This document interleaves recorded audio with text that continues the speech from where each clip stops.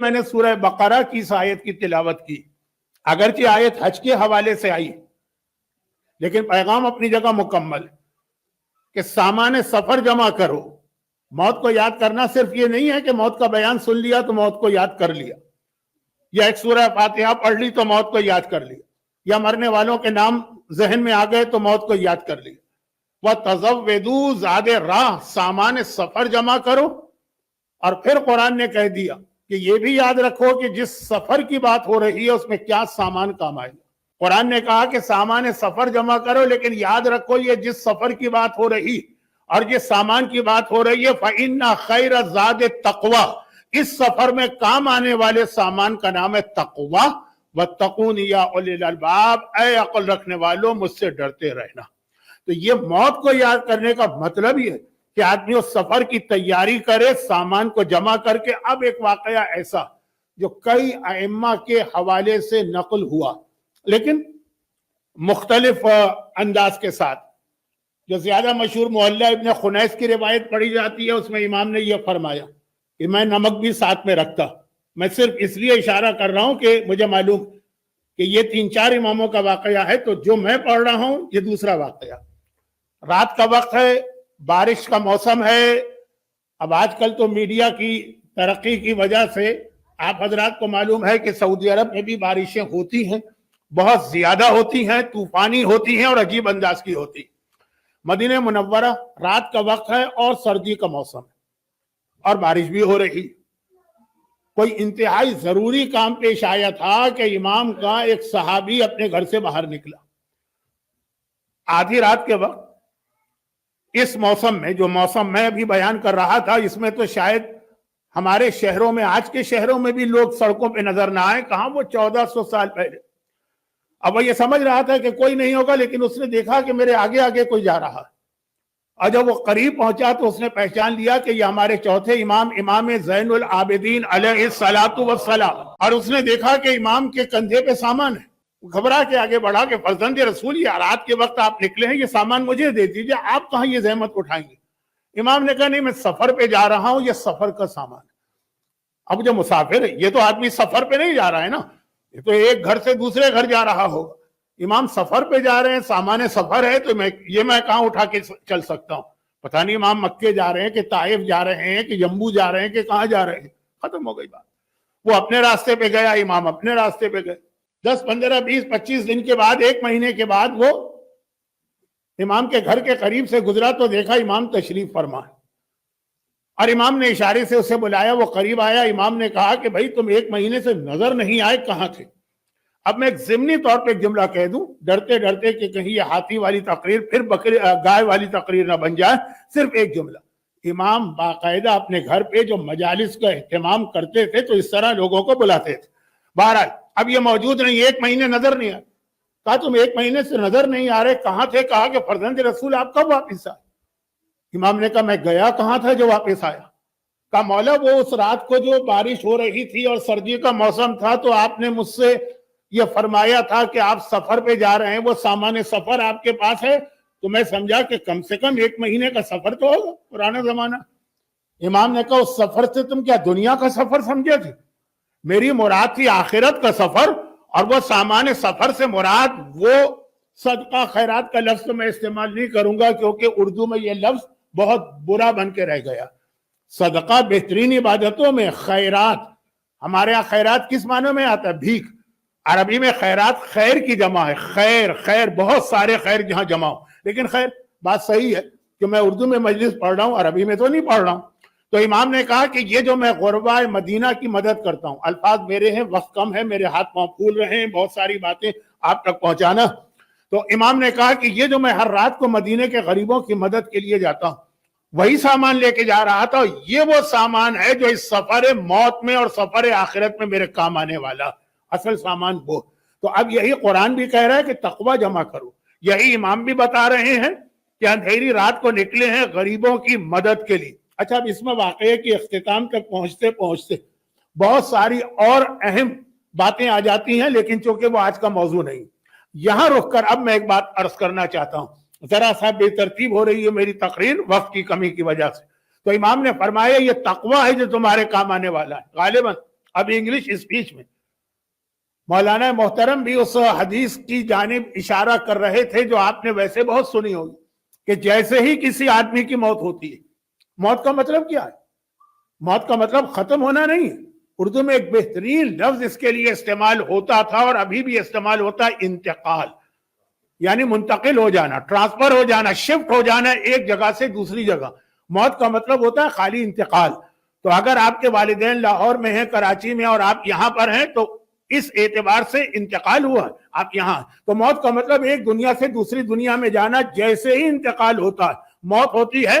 वो हदीस गालिबन अंग्रेजी में पढ़ी जा रही थी, मैं पूरी अंग्रेजी तो नहीं समझता, आधी भी नहीं समझता, एक तिहाई भी नहीं समझता। खुलासा यह है कि बहुत मशहूर हदीस कि उस वक्त दो कमेंट्स किए जाते हैं मरने वाले के बारे में। एक इस दुनिया के लोग करते हैं, उस दुनिया के लोग करते हैं। इस दुनिया के लोग ये कहते हैं कि भाई ये मरने वाला गया दुनिया से, क्या छोड़ के गया? और उस दुनिया के लोग सवाल करते हैं, अच्छा एक नया आदमी आया, ये क्या लेकर आया?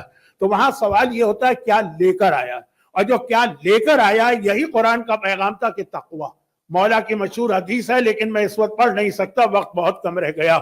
जहां पर अब मैं रुक कर एक आखिरी बात, जो असल मेरा आज का मौजू था और इस हवाले से मुझे बहुत सी बातें अर्ज करना थी, लेकिन अब वक्त कम रह गया। एक हदीस, सामान लेके जाना। जैसे ही दुनिया से आप रुखसत होंगे, उस दुनिया के बाशिंदे, वो मलाइका हैं, फरिश्ते हैं, जो भी हैं, वो सवाल करेंगे लेके क्या आया, इसके पास क्या। तो अब जो लेकर आप जाएंगे, तो उसके अंदर सबसे अहम चीज क्या है? ये हदीस मैंने अपने कानों से सुनी, किताब में तो बहुत बाद में पढ़ी है, लेकिन अपने कानों से सुनी है। इस वक्त के मराजी में से एक आयतुल्लाह उज़्मा आगा नासिर मकारिम शिराजी से माह रमजान की तकरीर वो कर रहे थे, तफसीर कुरान कुम में, जो मस्जिद जामे मशहूर मस्जिद, वहां पे दरस तफसीर दे रहे थे। ये हदीस मैंने खुद सुनी उनसे। उस वक्त तो मैं तालिब इल्म था, और उसके बाद फिर ये किताब में भी पढ़ी, और ऐसा पढ़ी कि इस पर मैंने पूरे अशरे पढ़े हैं, इस वक्त बहुत मुख्तसर। और वो ये है कि एक साहबी पैगंबर के पास जाके सवाल करते हैं कि या रसूल अल्लाह, अगर मुझे ये पता चल जाए कि मेरे मरने में सिर्फ एक दिन बाकी रह गया, कल मेरी मौत होने वाली, सिर्फ 24 घंटे मेरे पास है, तो मैं कौन सा ऐसा अमल करूं जो सबसे ज्यादा मेरे काम आए मरने के बाद, मैक्सिमम सवाब लेकर कौन सा ऐसा काम करूं कि मैं इस दुनिया से जाऊं? बस एक दिन रह गया। अब जो कुछ भी आपको हासिल करना है, जो नेकी करना है, जो सवाब लेना है 24 घंटे में, तो मैक्सिमम सवाब मुझे किस अमल में मिलेगा? यहां एक बात ये अर्ज कर दूं, ये भी गालिबन इंग्लिश स्पीच के आखिर में बात आ रही थी, और वो ये है कि जब किसी की मौत करीब आ जाए, वैसे तो कुछ नहीं कह सकते कि कौन आदमी मरेगा।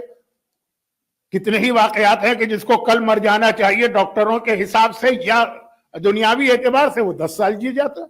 जो अभी सुपर फिट है वो आधे घंटे में मर जाता है। लेकिन फिर भी एक चीज है शरीयत में है कि जब आसार मौत नजर आए तो तौबा वाजिब हो जाती है।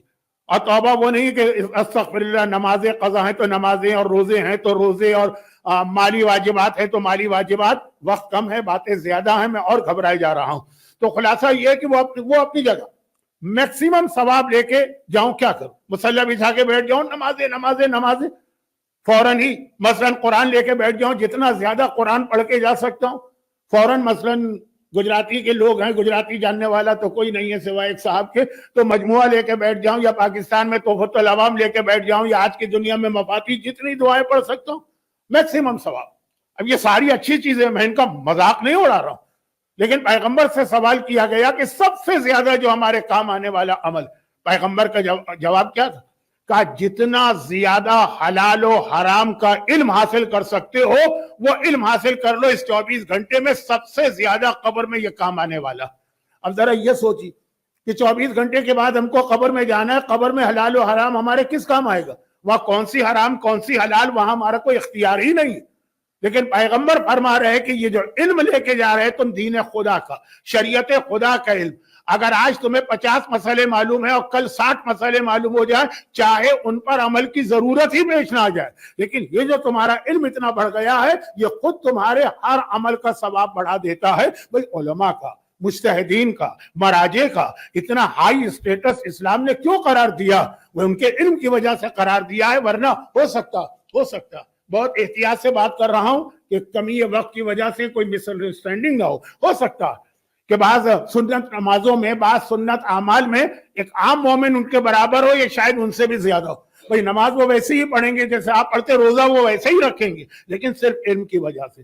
تو 24 گھنٹے اگر تمہارے پاس رہ گئے ہیں تو جتنا ہو سکے حلال خدا اور حرام خدا کا علم لے کے دنیا سے جاؤ. وہ امام معصوم جو اپنے چاہنے والوں سے اتنی محبت کرتے ہیں کہ ان کو بچانے کی خاطر اپنے گھرانے کو قربان کر دیا, وہ یہ بھی تو کہتے ہیں میں پسند کرتا ہوں اس چیز کو, میں پسند کرتا ہوں, محبت کرتا ہوں اس چیز کو کہ میرے ماننے والوں کو کوڑے مارے جائیں تاکہ وہ دین خدا بھی نہیں ہے یہاں پہ, حلال و حرام کا علم حاصل کریں. کیونکہ یہ یاد رکھیے آج کے دنیا میں, کون سی دنیا؟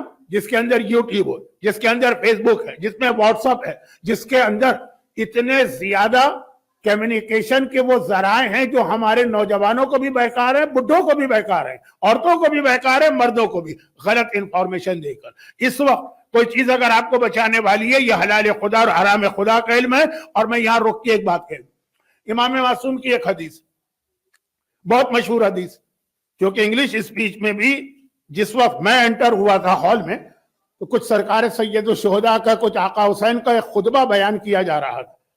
میں پھر معذرت کر لوں کہ میں کچھ سمجھ نہیں پا رہا تھا زیادہ, لیکن اتنا تو سمجھ گیا نا کہ امام مظلوم کا ایک خطبہ.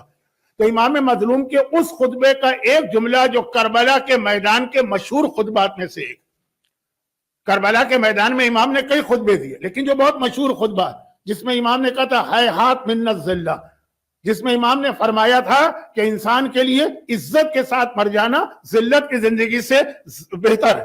وہ جو امام کا مشہور خطبہ ہے اس کا ایک جملہ یہ بھی تو ہے نا, اور بہت آج کل پڑھا جاتا. مجھے یاد ہے کہ 45 سال پہلے جب میں پڑھتا تھا تو بہت کم لوگ پڑھتے تھے, لیکن آج بہت پڑھا جاتا. امام نے فرمایا کہ اے یزیدی, تم جو میرے سامنے اس وقت اس میدان میں آئے ہو, میرے خون کے پیاسے ہو. تو پھر امام نے پہلے تو ان کو نصیحت کی, آخر میں کہا لیکن مجھے پتا ہے تم پر اثر کچھ نہیں ہوگا. کیوں اثر نہیں ہوگا؟ کیا اس لیے کہ وہ حسین کے دشمن ہیں؟ کہا یہ وجہ نہیں. لقد ملئت بطونکم من الحرام, اس لیے اثر نہیں ہوگا کہ تمہارے پیٹ حرام غذا سے بھرے ہوئے, مال حرام سے بھرے ہوئے. جب مال حرام پیٹ میں آتا ہے تو انسان دشمن امام بنتا. کہ مال حرام اور رزق حرام قبر میں سب سے زیادہ عذاب لانے والے گناہوں میں سے ایک ہے.